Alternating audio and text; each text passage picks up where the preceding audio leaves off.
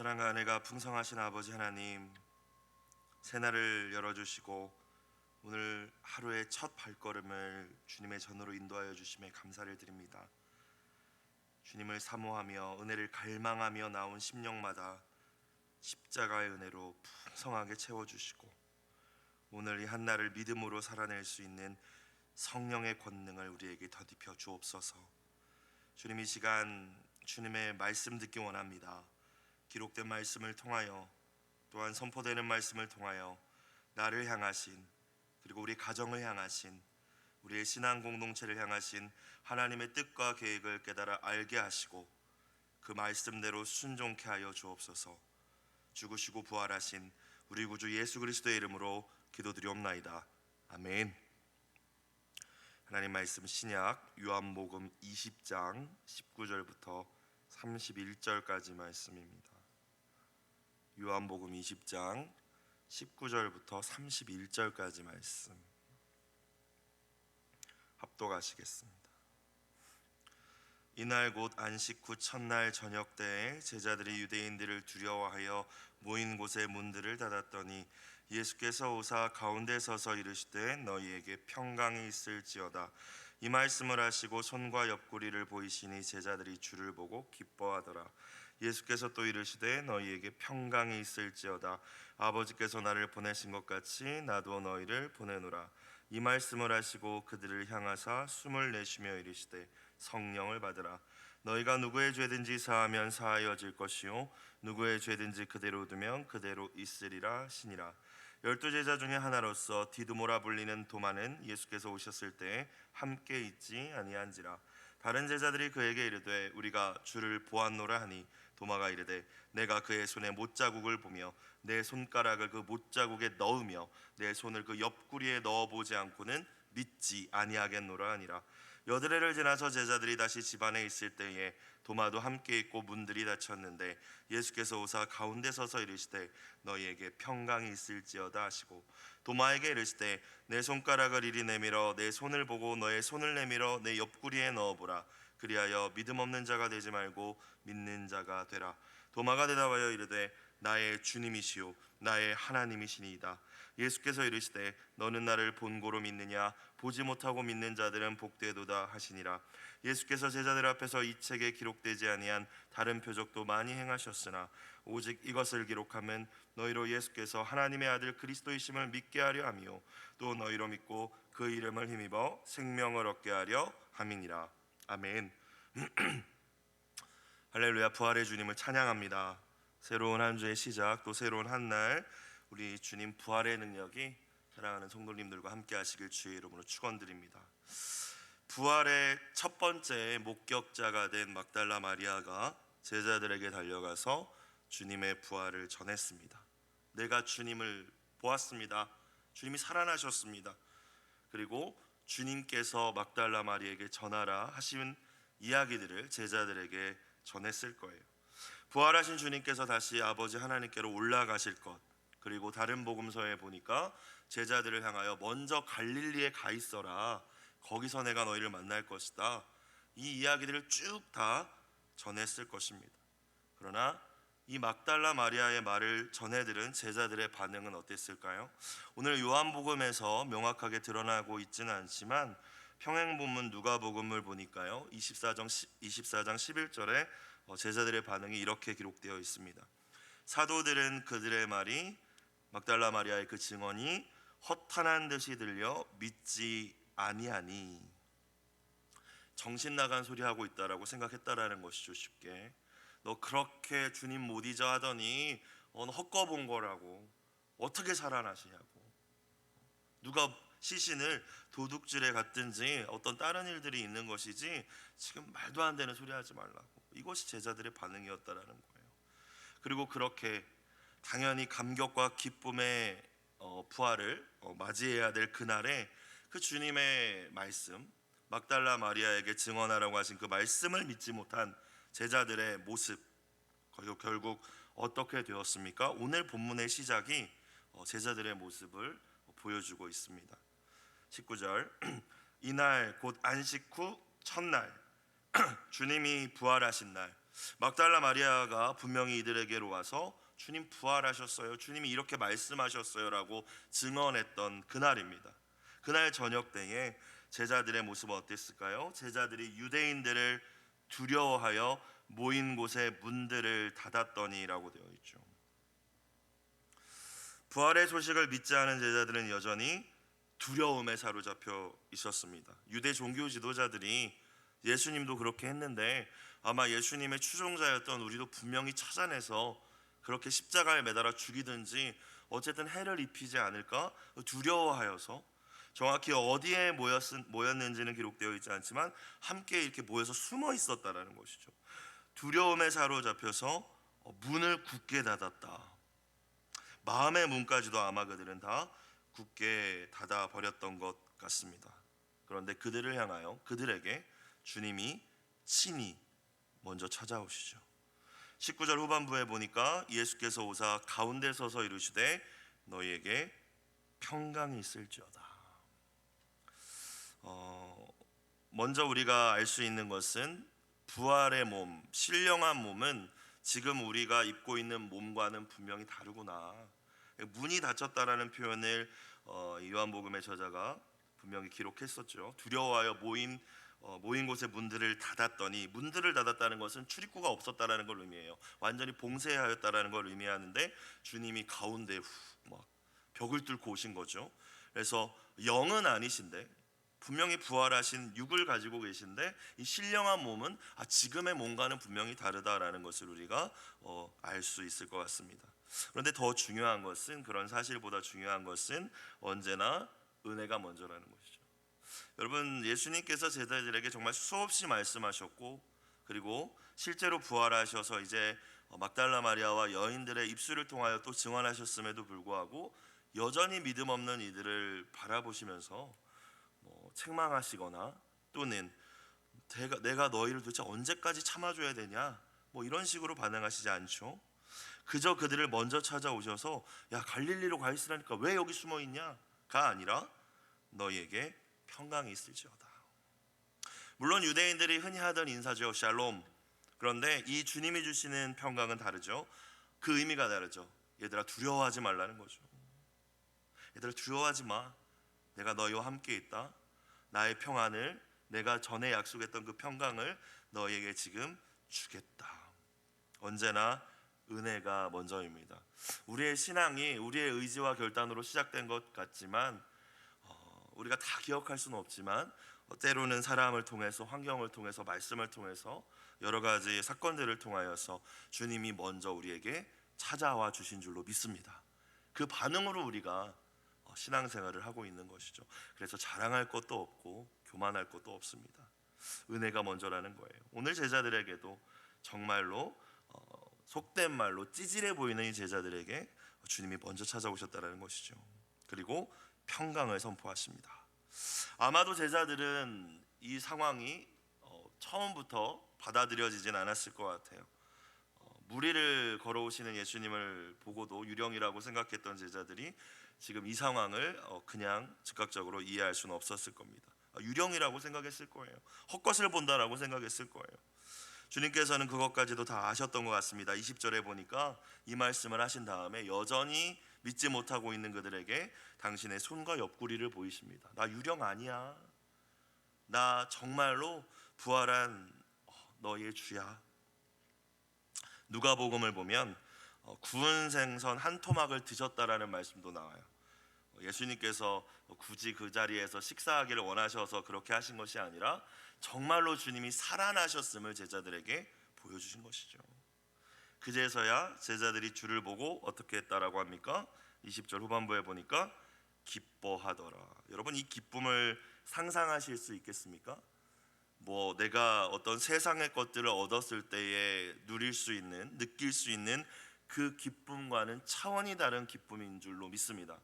물론 이 기록된 성경에서는 기뻐하더라 딱 5글자지만 부활의 주님을 만난 그 감격과 기쁨은 이 글씨, 이 기록 안에다 담을 수 없었을 거예요. 세상에 줄 수 없는 기쁨, 감격, 놀라움이 제자 공동체 안에 풍성하게 임한 줄로 믿습니다. 저와 여러분 가운데도 세상을 살다 보면 또 사명을 감당하다 보면은 기쁨을 잃어버릴 때가 있잖아요. 때로는 또 여러 가지 어려움과 시험을 만날 때도. 하지만 부활하신 주님이 언제나 늘 우리와 함께 가심으로 말미암아 그 세상과 그 수준과 비교할 수 없는 그 기쁨이 언제나 우리의 심령 가운데 함께 하시길 주님의 이름으로 축복합니다. 자, 그런데 여기서 끝나지 않았어요. 예수님은 다시 사명을 부여하십니다. 계속 못 알아듣는데, 아무리 사명을 얘기해도 못 알아듣는데, 그 사명을 향해 나아갈 발걸음조차 띄지도 못하는데 예수님은 포기하질 않으셔요. 저도 목회를 하거나 사역을 하다가 또 이제 중고등부 아이들을 맡고 있으니까 아이들에게 뭘 시키기도 하고 권면하기도 하지만 제 마음속으로 그냥 포기할 때가 있거든요. 아유, 쟤는 안 되나벼. 아유, 아무리 말씀 읽으라고 해도 말 안 듣네. 아유, 다른 애를 좀 지켜보고 쟤는 안 되나 보다. 근데 우리 주님은 끝까지 못 알아듣고 여전히 지금 이 모습을 보이고 있는 제자들에게 다시 사명을 부여하시죠. 21절, 예수께서 또 이르시되 너희에게 평강이 있을지어다. 다시 한번 평강을 선포하시고 아버지께서 나를 보내신 것 같이 나도 너희를 보내노라. 너희에게 주었던 사명 기억하지? 너희는 나의 증인이다. 내가 너희를 세상에 보낸다. 이전에 이야기하셨던 주셨던 그 사명을 다시 확실하게 하시는 거죠. 너희에게 사명이 있어 얘들아. 잊지 마. 지금 이렇게 두려움에 떨고 있지만 나는 너희를 세상에 보냈다라고 말씀하신 거예요. 말씀을 통하여 우리가 깨달을 수 있는 첫 번째는 사명을 감당하기 전에 반드시 회복이 먼저 있어야 돼요. 혹시 이 자리에 계신 분들 가운데 계속되는 사역과 어떠한 여러 가지 일들로 인하여서 평강도 잊어버리고 기쁨도 잃어버리고 소위 번아웃 됐다라고 하죠. 그 상태로 계속 억지로 주님의 일을 감당하는 걸 주님이 원하실까요? 주님이 먼저 원하시는 것은 우리 안에 평강을 회복하고 기쁨을 회복해서 주님 주시는 그 평강과 기쁨 가운데 주님의 사명을 행하는 것이 진정 주님이 우리에게 원하시는 일인 줄로 믿습니다. 그렇기 때문에 오늘 말씀에서도 야, 내가 너희에게 준 사명 잊어버렸냐? 빨리 해가 아니라 평강을 먼저 선포하시고 또 기쁨을 다시 주신 것이죠. 그래서 우리가 기도할 때 지치고 상했을 때는 주님 나의 기쁨을 회복시켜 달라고, 주님으로 누렸던 그 첫사랑의 기쁨을 회복시켜 달라고 간절히 기도해야 할 줄로 믿습니다. 기쁨이 우리의 원동력이 되지 않으면 또 지치고 말 거예요. 주님이 우리에게 제자들에게 주셨던 그 참 기쁨의 근원이 되어 주실 거예요.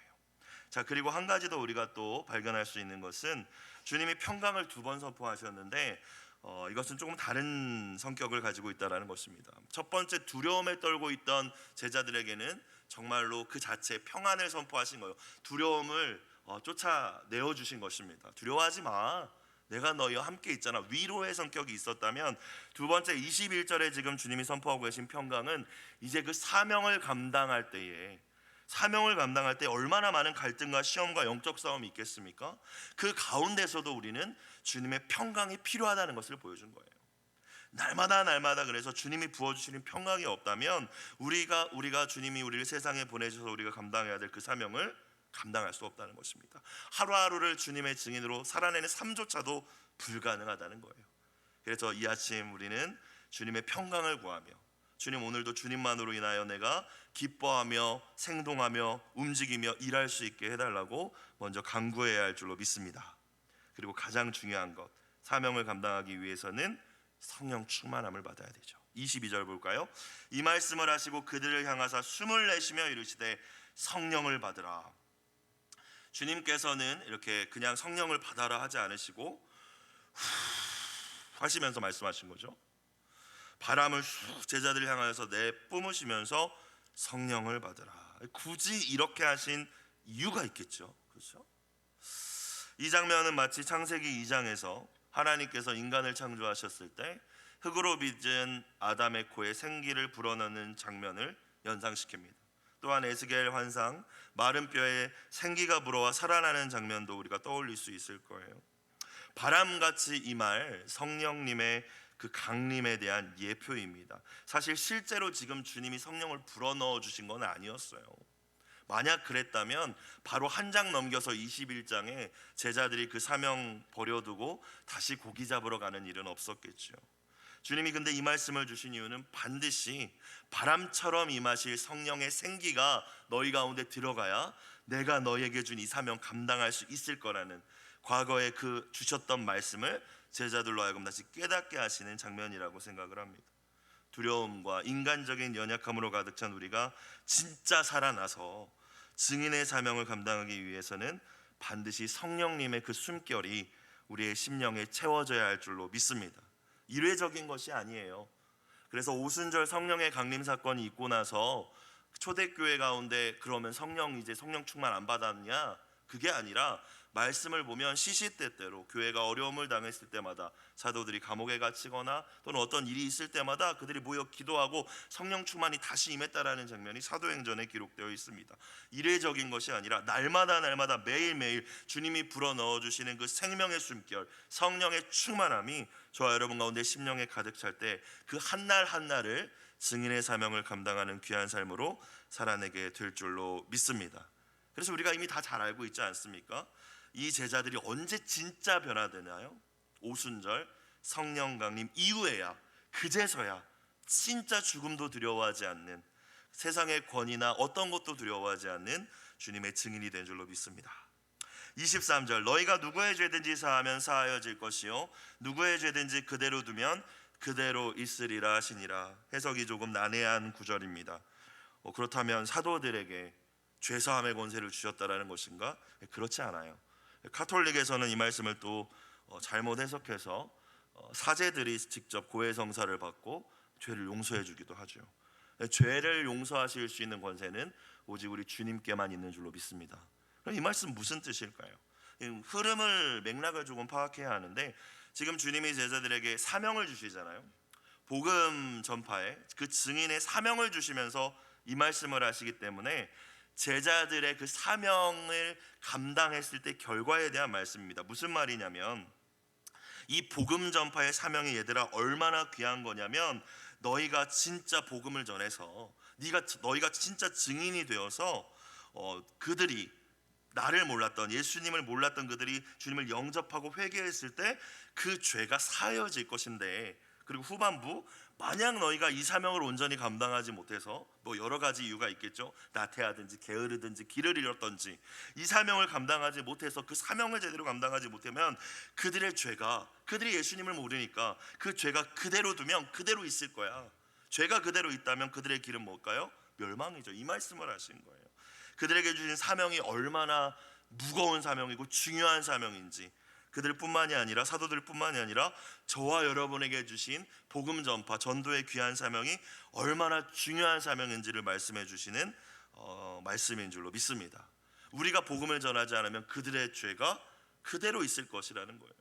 우리가 복음을 전하면 그들이 예수님을 영접하여서 주님의 보혈의 능력으로 그들의 죄가 사여질 것이라는 거예요. 그들의 영원한 운명을 결정하는 키를 저와 여러분이 가지고 있는 줄로 믿습니다. 그렇기 때문에 사명 감당이 중요하다라고 말씀하신 것이죠. 아마 주님께서는 이 말씀까지 하시고 제자들 앞에서 잠시 사라지셨던 것 같아요. 23절과 24절 사이에 약간 시간적인 그 간격이 있었던 것 같습니다. 얼마 정도 시간이 흐르고 도마라는 제자가, 12제자 가운데 하나였던 도마라는 제자가 그 자리로 다시 합류했던 것 같아요. 이유는 정확히 알 수 없지만 아마 주님이 이렇게 처음으로 이 제자 공동체를 방문하셨을 때 도마가 그 자리에 없었던 것 같습니다. 뭐 나머지 10명이 있었든지 9명이 있었든지 했겠죠. 자, 근데 다른 제자들은 이제 얼마나 감격과 기쁨과 막 흥분을 감추지 못했겠습니까? 도마가 나중에 오니까 아유 어디 갔다 인제 왔냐고, 우리 주님 살아나셨다고, 진짜 살아나셨다고 여인들이 말한 게 진짜라고 하면서 막 열변을 토했을 거예요. 9명의 제자가 그렇게 얘기한다면 믿지 않았을까 싶기도 한데, 오늘 도마의 반응을 보니까 아주 강하게 부정을 하죠. 24절 말씀 볼게요.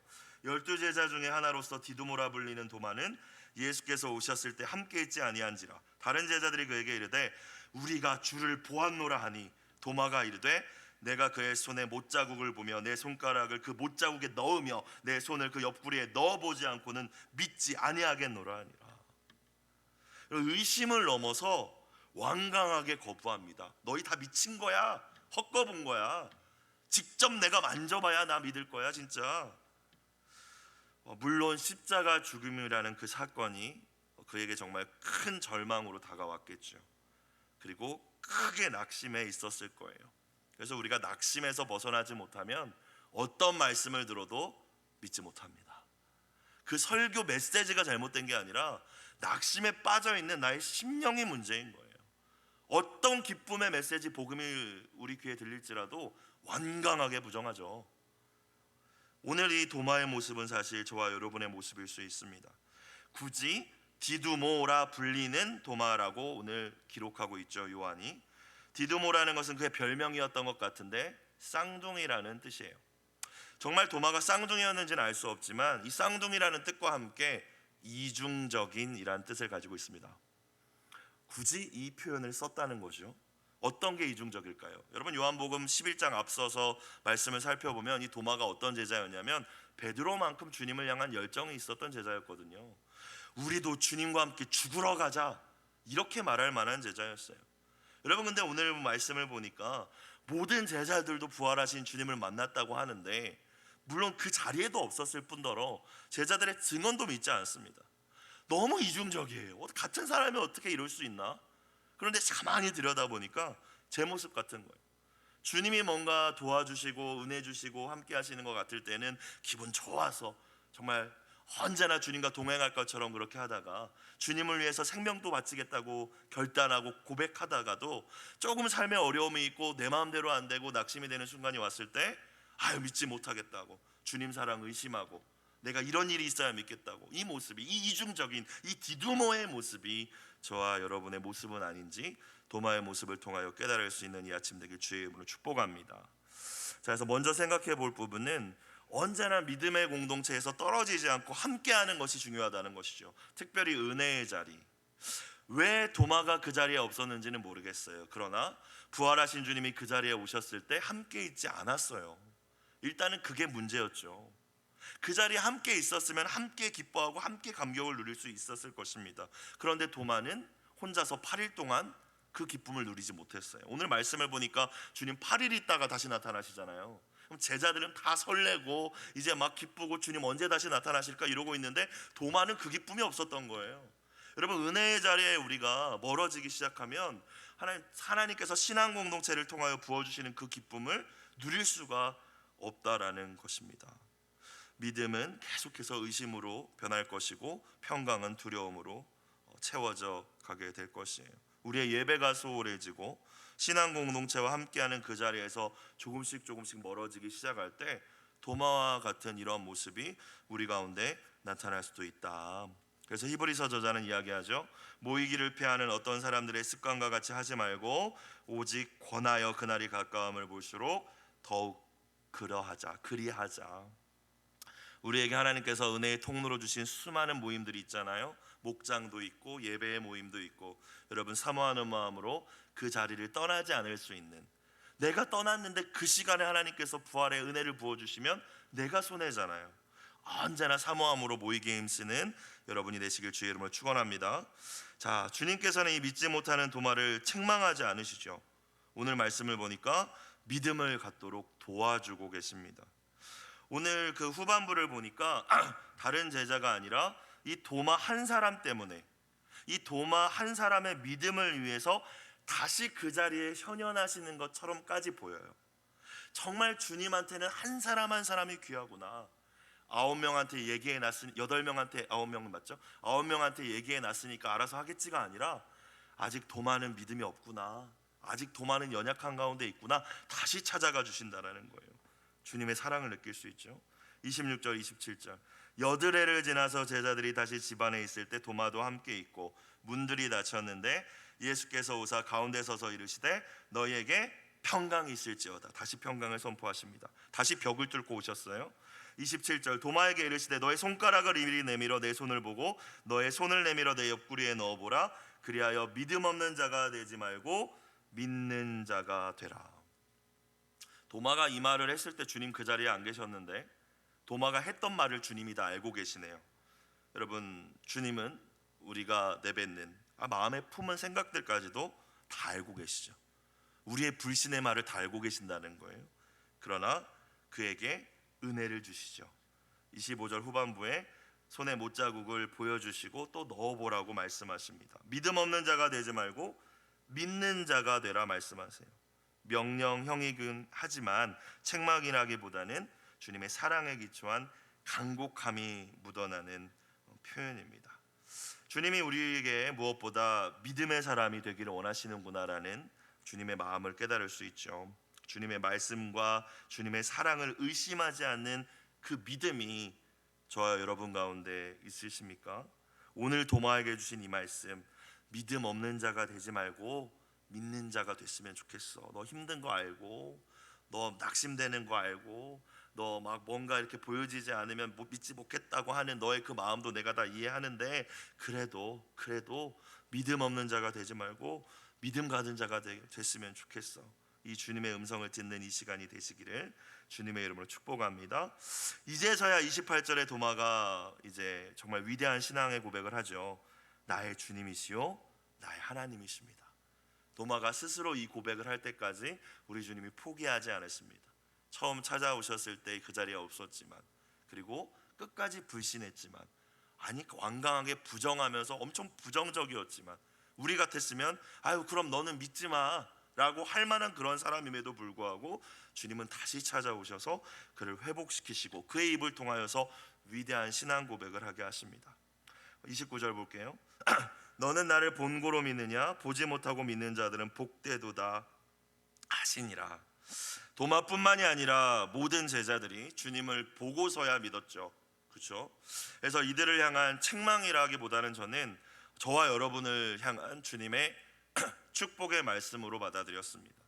첫 사도들은 주님의 부활을 보고 믿었어요. 그죠? 못자국을 만져보고 믿었어요.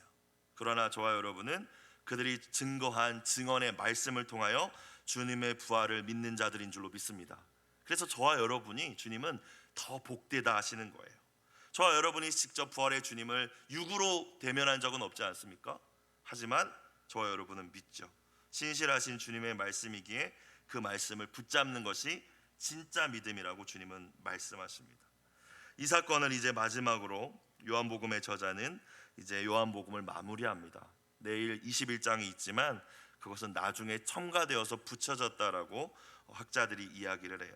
30절 31절에 이 요한복음 기록의 목적에 대해서 이렇게 이야기합니다. 예수께서 제자들 앞에서 이 책에 기록되지 아니한 다른 표적도 많이 행하셨으나 오직 이것을 기록함은 너희로 예수께서 하나님의 아들 그리스도이심을 믿게 하려 하며 또 너희로 믿고 그 이름을 힘입어 생명을 얻게 하려 함이니라. 사실 요한복음뿐만이 아니라 우리에게 주어진 66권의 하나님의 말씀, 그 말씀이 존재하는 이유이지 않을까. 우리로 하여금 믿음을 갖게 하시려는 것. 예수는 하나님의 아들이시요 그리스도이시다. 우리가 가져야 할 믿음이고 증거해야 될 가장 중요한 믿음인 줄로 믿습니다. 왜 이 믿음을 가져야 하는가? 오직 이 믿음을 통해서만 참 생명을 가질 수 있기 때문에, 하나님과 그의 아들을 아는 영생을 얻을 수 있기 때문에, 이 믿음 빼고는 다른 방법은 없기 때문에 우리에게 이 말씀을 주셨다라고 증언하고 계시죠. 하나님의 말씀 성경이 이 땅의 모든 이들이 구원받을 그 믿음을 갖기에 부족함이 전혀 없는 완벽한 표준이라는 선언입니다.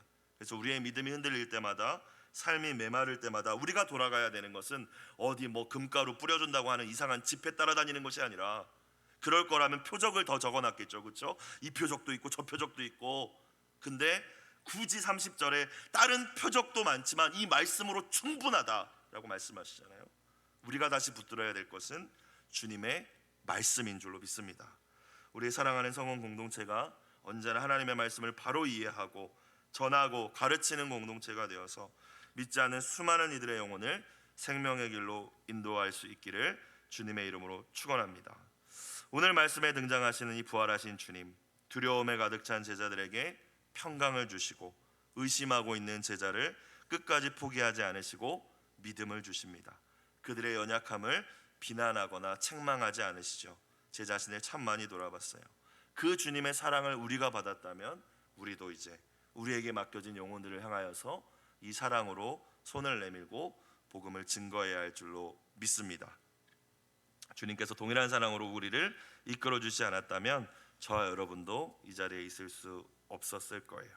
오늘 공동체의 기도 제목처럼 예수님이 십자가를 통해 이루신 평강을 누리고 전하는 평화의 사도로 살아가게 하옵소서. 이 기도 제목 가지고 이 한 날 승리하시는 여러분 되시길 주의 이름으로 축복합니다. 기도드리겠습니다.